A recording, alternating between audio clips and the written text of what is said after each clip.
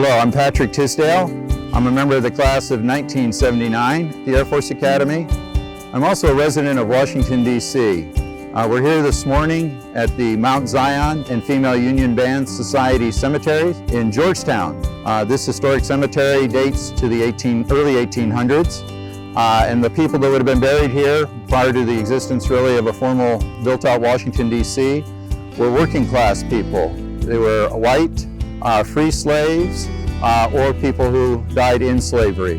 And my wife and I were doing some volunteer work at Mount Zion Methodist Church, and so I asked the question, is there some correlation between the Mount Zion Methodist Church that we were volunteering at and the Mount Zion Cemetery? And they said, well, there is actually.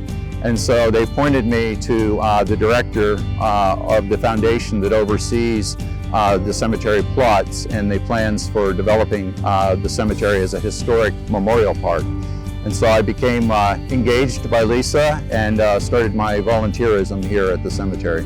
My name is Lisa Fager, and I'm the executive director here at Mount Zion Female Union Band Historic Memorial Park. So I help manage both of the cemeteries, help with the preservation, start with the education programs, oversee fundraising, all those things.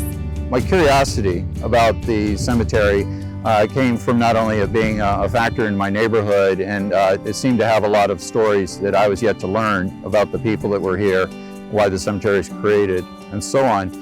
But it also tied back to some roots I had in high school, where I had the opportunity in Georgia to be in the first class that attended through integration what had been historically an all-black high school. And so the knowledge I was gaining of the Black America experience. I'm Neville Waters, president of the Mount Zion Female Union Band Society Foundation.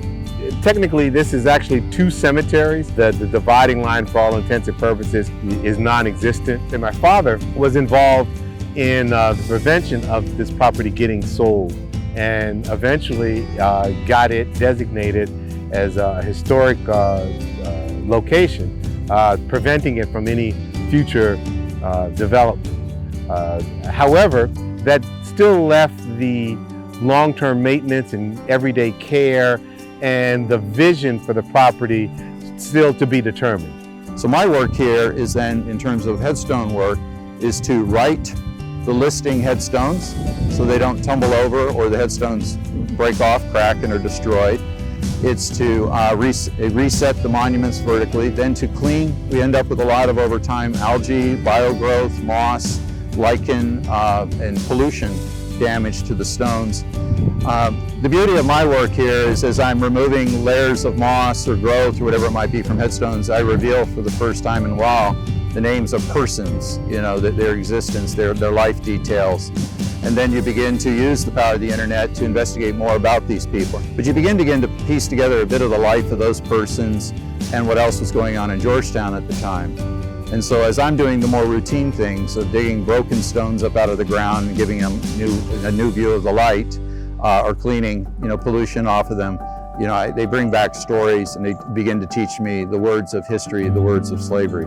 I'm very much aware of the abolitionist movement, but I wasn't aware of how urban slavery worked. And here in Georgetown, there was a huge amount of, a population that was both free and enslaved. And so a lot of these folks might have been born into slavery, but then they were able to buy their own freedom, buy their family's freedom. Some of them were in these secret societies and help with the Underground Railroad. And so just to know that there's all this history that we didn't know, and context is really important. And so I'm drawn to that, and being able to actually say their names. It's hard to even find them because they predate death records. That all begins to pull together and make for a very personable and rewarding experience of what you're doing. I'm not cleaning stone. I'm honoring very, very specific people who lived here, some as slaves their entire lives, some as slaves who became free people, or they were the first generations after that were free.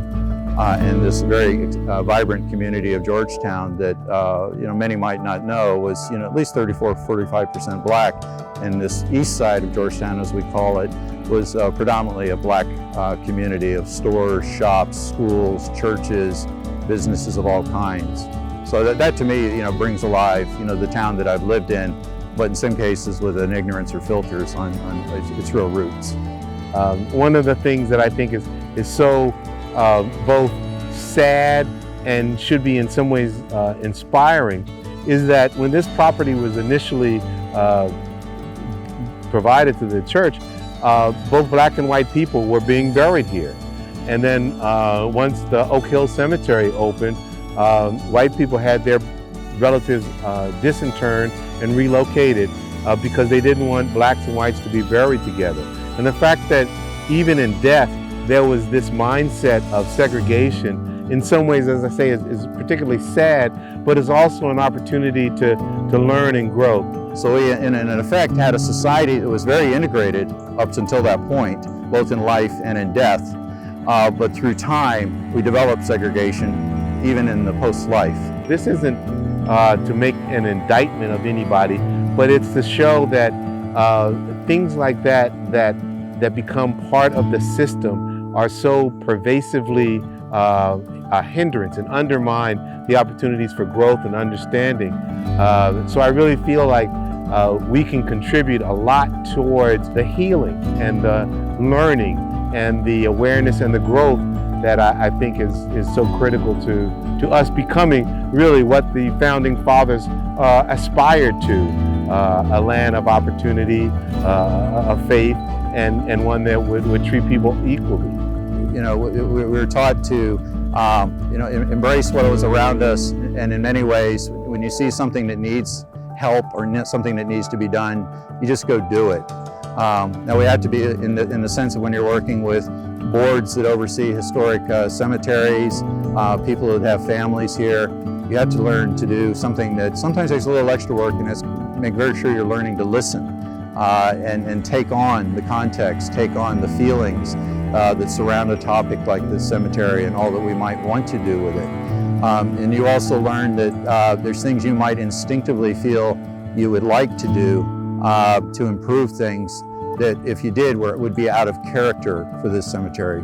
Our responsibilities are to restore and remember and create a memorial park.